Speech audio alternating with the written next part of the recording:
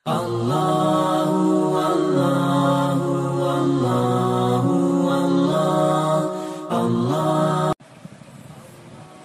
اللہ الرحمن الرحیم الحمد للہ رب العالمین والصلاة والسلام علی سید الانبیاء والمرسلین وعلی آلہ واصحابہ اجمعین، اما بعد۔ میں عمار عزیز عثمانی آپ حضرات کی خدمت میں ایک مرتبہ پھر حاضر ہوں۔ امید ہے کہ تمام حضرات خیریت سے ہوں گے۔ آج کل ایک ویڈیو چل رہی ہے جس میں ایک صاحب کو یہ کہتے ہوئے دکھایا جا رہا ہے کہ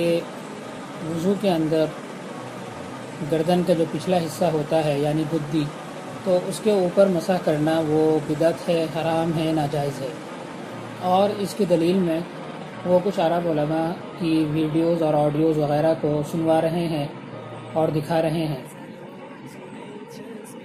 تو اس سلسلے میں کچھ لوگوں نے معلوم کیا تھا کہ اس کا کیا حکم ہے، تو اس لیے مناسب معلوم ہوا کہ آپ حضرات کے سامنے بھی اس سلسلے میں گفتگو کر لی جائے۔ سب سے پہلے اس چیز کو ہم لوگوں کو دھیان رکھنا چاہیے کہ جو اگر کسی مسئلے کے اندر اختلاف پیدا ہو جاتا ہے اور علماء کی رائے اس کسی مسئلے کے اندر مختلف ہو جاتی ہیں اور ہر ایک کے پاس میں دلیل موجود ہو، تو اس صورت میں مسئلے کے اندر شدت نہیں رہتی بلکہ اس کے اندر خفت اور ہلکا پن پیدا ہو جاتا ہے، اور ایسے مسئلے کو حلال اور حرام کا معیار پر نہیں رکھا جاتا بلکہ اولا اور خلاف اولا کہ یعنی کہ اس کا کرنا بہتر ہے یا نہ کرنا بہتر ہے، یہ شک اس کے اندر رائج ہو جاتی ہے اور یہ معاملہ اس کے اندر رکھا جاتا ہے، اس پہلو کو دیکھا جاتا ہے۔ سب سے پہلے تو یہ چیز ہمیں دھیان رکھنی چاہیے، اور چونکہ اس مسئلے کے اندر بھی اختلاف پیدا ہوا ہے اس لیے اس مسئلے کو بھی حلال اور حرام اور ناجائز کے تناظر میں نہیں رکھنا چاہیے بلکہ کرنا بہتر ہے یا نہ کرنا بہتر ہے، اس سلسلے میں اس کو دیکھنا چاہیے اور اسی کے اعتبار سے معاملے کو رکھنا چاہیے۔ اب ہم دیکھتے ہیں کہ یہاں پر دو رائے ہیں اس مسئلے کے اندر۔ ایک رائے جس کے اندر احناف ہیں اور حنابلہ کا بھی ایک قول یہی ہے اور شوافی کا بھی قول یہی ہے، اس رائے کے اعتبار سے گدی کے اوپر مسح کرنا مستحب ہے، جائز ہے بلکہ مستحب ہے۔ دوسری رائے جس میں مالکیہ، شوافی کا دوسرا قول اور حنابلہ کا بھی جو صحیح قول ہے وہ یہ ہے کہ گدی کے اوپر مسح کرنا ثابت نہیں ہے۔ اب جو شوافی ہیں جو ان کے اس سلسلے میں 5 قول ہیں۔ ایک قول شوافی کا وہ یہ ہے کہ گدی کے اوپر مسح کرنا سنت ہے، اور جب گدی کے اوپر مسح کیا جائے گا تو نیا پانی لیا جائے گا، یعنی جس پانی سے ہم نے سر کا مسح کیا تھا اس سے الگ دوبارہ سے نیا پانی لیں گے اور پھر اس کے بعد میں گدی کا مسح کریں گے، اور یہ سنت ہے۔ دوسری رائے ان لوگوں کی یہ ہے، دوسرا قول، کہ نیا پانی لینے کی ضرورت نہیں ہے بلکہ جو سر کا بچا ہوا پانی ہے، سر اور کانوں کا مسح کرنے کے بعد جو پانی ہاتھوں پر بچا رہ گیا اسی سے گدی کا مسح کر لینا سنت ہے۔ تیسرا قول ان کا یہ ہے کہ سنت نہیں ہے بلکہ مستحب ہے۔ چوتھا قول یہ ہے کہ نہ سنت ہے نہ مستحب ہے، کر لے تو بہتر ہے، نہ کرے تو کوئی بات نہیں۔ اور پانچواں قول جو جمہور کے ساتھ میں ہے کہ مسح نہ کرے۔ تو اس سے معلوم ہوا کہ اس سلسلے میں اختلاف ہے۔ حنفیہ کی جو دلیل ہے وہ کچھ حدیثیں ہیں، اگرچہ ان کو اگر دیکھا جائے حدیثوں کو تو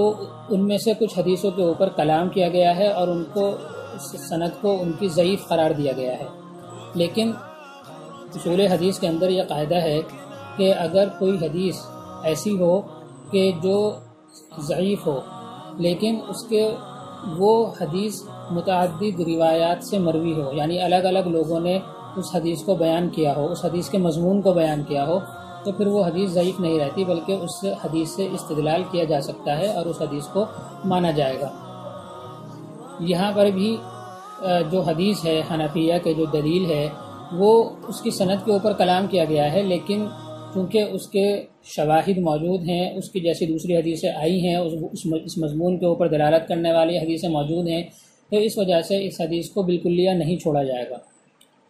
اور حدیث بیان کرنے سے پہلے میں ایک عمومی قاعدہ اور آپ لوگوں کو بتا دوں، وہ یہ ہے کہ حدیث کے صحیح اور ضعیف ہونے کا جو مدار ہے وہ حدیث کو بیان کرنے والوں کے اوپر ہوتا ہے، یعنی جو حدیث کے روات ہیں جنہوں نے اس حدیث کو بیان کیا ہے، ان کو دیکھتے ہوئے حدیث کو کہا جاتا ہے کہ یہ حدیث ضعیف ہے یا یہ حدیث صحیح ہے۔ اور ایسا ہو سکتا ہے کہ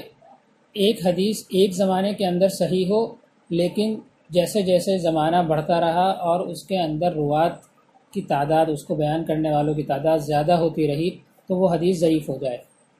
ایسا ہو سکتا ہے۔ تو اگر ہم دیکھیں کہ ہو سکتا ہے کہ چونکہ امام ابو حنیفہ رحمۃ اللہ علیہ کا جو زمانہ ہے وہ صحابہ سے ملا ہوا زمانہ ہے،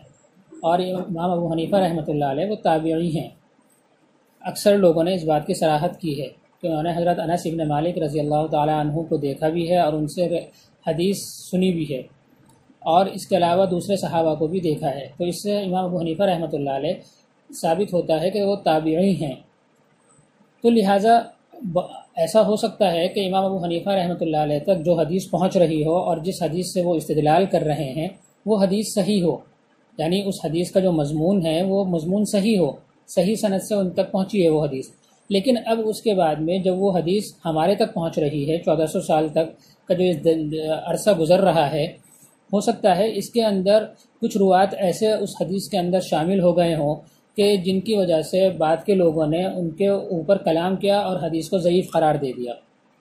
تو اس لیے ایک حدیث ہو سکتا ہے کہ شروع زمانے میں صحیح ہو، لیکن بعد میں جیسے جیسے اس کے اندر اس کو بیان کرنے والے بڑھتے رہے تو ان کو دیکھتے ہوئے حدیث کو ضعیف قرار دے دیا جائے، تو ایسا ممکن ہے۔ خیر، یہ تو ایک عمومی قاعدہ تھا۔ تو میں اب یہاں دیکھیں کہ جو حنفیہ کی جو دلیل ہے اس میں ایک دلیل ہے جو مسند احمد کی روایت ہے، اس میں حضرت طلحہ عن ابیہ عن جدہ، یہ ایک روایت ہے جو راوی ہیں حضرت طلحہ، وہ اپنے والد سے پھر اپنے والد سے روایت کرتے ہیں کہ انہوں نے رسول اللہ صلی اللہ علیہ وسلم کو دیکھا کہ آپ علیہ السلام اپنے سر کا مسح کر رہے تھے، حتی بلغ القذالہ، کہ یہاں تک کہ آپ علیہ السلام قذال تک پہنچ گئے۔ قذال جو کہا جاتا ہے وہ گردن کے پچھلے حصے کو کہا جاتا ہے، یعنی گدی جو ہوتی ہے اس کو قذال کہا جاتا ہے۔ کچھ لوگوں نے اس کی تعبیر کی ہے اور اس کی صراحت کی ہے کہ جو گدی کا جو شروع کا حصہ ہوتا ہے اسے قذال کہا جاتا ہے۔ تو یہ مسند احمد کی روایت ہے، اگرچہ بعض لوگوں نے اس کے اوپر کلام کیا ہے اور کہا ہے کہ اس کی سند ضعیف ہے۔ ایک دوسری روایت جو ابو داؤد کی ہے جس کے اندر یہی مضمون بیان کیا گیا ہے، اس کے اندر بھی یہ ہے کہ آپ صلی اللہ علیہ وسلم نے اپنے سر کا مسح کیا اور گدی کے پچھلا حصہ یعنی جو قذال ہے اس کا بھی مسح کیا آپ نے۔ تو یہ اس کا شاہد ہے، یعنی یہ ابو داؤد کی روایت ہے، پہلی روایت وہ مسند احمد کی روایت تھی۔ ایسے ہی ایک دوسری دلیل ہے جو امام بخاری رحمۃ اللہ علیہ نے اور امام مسلم رحمۃ اللہ علیہ نے جس حدیث کو بیان کیا ہے، اس حدیث کے اندر ہے کہ ایک آدمی نے حضرت عبداللہ ابن زید رضی اللہ تعالی عنہ سے پوچھا کہ کیا آپ بتا سکتے ہیں کہ رسول اللہ صلی اللہ علیہ وسلم کا وضو کرنے کا طریقہ کیسا تھا، یعنی آپ علیہ السلام وضو کیسے کیا کرتے تھے، آپ مجھے کر دکھا دیں۔ تو حضرت عبداللہ ابن زید رضی اللہ تعالی عنہ نے ارشاد فرمایا کہ جی ہاں۔ تو انہوں نے اس کے بعد میں ان کو وضو کر کے دکھائی۔ اسی حدیث کے اندر یہ لکھا ہوا ہے ثم مسح راسہ بیدیہ فاقبل بہما وادبر، کہ حضرت عبداللہ ابن زید نے اپنے دونوں ہاتھوں سے اپنے سر کا مسح کیا، تو اپنے ہاتھوں کو آگے سے پیچھے لے گئے، یعنی آگے سے شروع کیا اور پیچھے لے گئے۔ بدأ بمقدم راسہ حتی ذهب بہما الی قفاہ، کہ اپنے سر کے آگے سے آپ نے شروع کیا یہاں تک کہ اپنے دونوں ہاتھوں کو پیچھے لے گئے اور پھر اس کے بعد میں گدی تک انہوں نے مسح کیا۔ ثم ردہما الی المکان الذی بدأ منہ، پھر اسی جگہ پر اپنے ہاتھوں کو واپس لیا جہاں سے شروع کیا تھا، یعنی اپنے ہاتھوں سے مسح کیا اور پیشانی سے شروع کیا اور گدی تک لے گئے، گدی کا مسح کیا، اور اس کے بعد میں پھر اپنے ہاتھوں کو پیچھے سے مسح کرتے ہوئے آگے لے کر آ گئے۔ ثم غسل رجلیہ، پھر اپنے دونوں پیروں کو دھویا۔ تو یہ دوسری دلیل ہے جو امام بخاری اور امام مسلم رحمۃ اللہ علیہ نے اس حدیث کو بیان کیا ہے۔ تو اس طرح سے معلوم ہوا کہ اگرچہ کچھ حدیثوں کے اوپر ضعف کا حکم لگایا گیا ہے ان کے روات کی وجہ سے، لیکن چونکہ یہ اس طرح کا جو یہ مضمون ہے وہ الگ الگ راویوں سے الگ الگ کتابوں کے اندر ذکر کیا گیا ہے، تو اس لیے اس کو بالکل یا بدعت قرار دے دینا یا حرام اور ناجائز قرار دے دینا وہ مناسب نہیں ہے، بلکہ سوال صرف یہ ہوتا ہے کہ یہ مستحب ہوگا یا مستحب نہیں ہوگا۔ تو احناف کا اور شوافے کا جو ایک قول ہے اور حنابلہ کا بھی ایک قول یہی ہے کہ گدی کا مسح کرنا وہ سنت ہے، اور جمہور کی جو دلیل ہے وہ اور ان کا جو مسلک ہے، جمہور کا مسلک یہی ہے کہ اصل جو ہے وہ عدم المشروعیہ ہے، یعنی گدی کا مسح کرنا وہ ثابت نہیں ہے۔ کیوں؟ اس وجہ سے کہ جو صحیح حدیثیں آئی ہیں، جو حدیثیں مروی ہیں جن کے اندر آپ صلی اللہ علیہ وسلم کے وضو کرنے کے طریقوں کو بتایا گیا ہے، تو اس میں گردن کا مسح کرنا کا ذکر نہیں ہے۔ تو اس سے معلوم ہوا کہ گردن کا مسح کرنا جو ہے وہ فرض نہیں ہے۔ جب وہ فرض نہیں ہے تو ظاہر سی بات ہے کہ اس کا مسح نہیں کیا جائے گا۔ حالانکہ اگر دیکھا جائے تو جمہور کے اس قول کی تطبیق دی جا سکتی ہے، اور وہ اس طریقے سے کہ گردن کا مسح کرنا، گدی کا مسح کرنا وہ فرض نہیں ہے، نہ ہی سنت ہے بلکہ مستحب ہے۔ تو اس طریقے سے دونوں طرح کی روایتوں کے اوپر عمل ہو جائے گا۔ جن حدیثوں میں گدی کا مسح کرنے کا ذکر نہیں ہے تو ان میں اس لیے ذکر نہیں کیا گیا کیونکہ گدی کا مسح کرنا فرض نہیں ہے، اور جن حدیثوں میں گدی کا مسح کرنے کو ثابت کیا گیا ہے تو ان کو استحباب کے اوپر اور مستحب ہونے کے اوپر محمول کیا جائے گا، اور یہ کہا جائے گا کہ ان کا مسح کرنا وہ مستحب ہے۔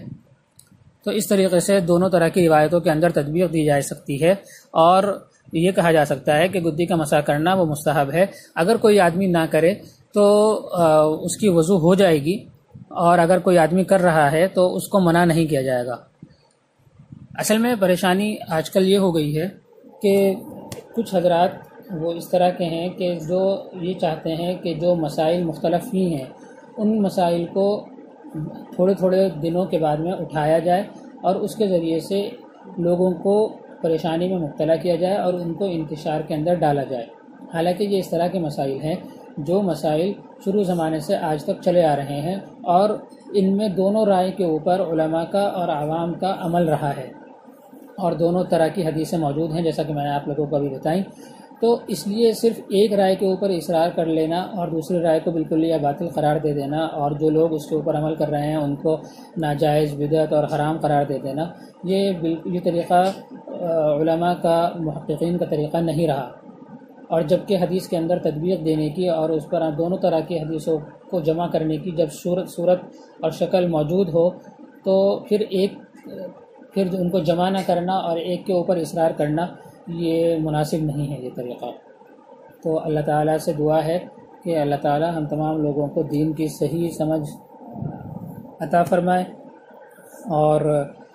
اس کے اوپر، دین کے اوپر صحیح طریقے سے عمل کرنے کی توفیق عطا فرمائے۔ آمین۔ وآخر دعوانا الحمد للہ رب العالمین۔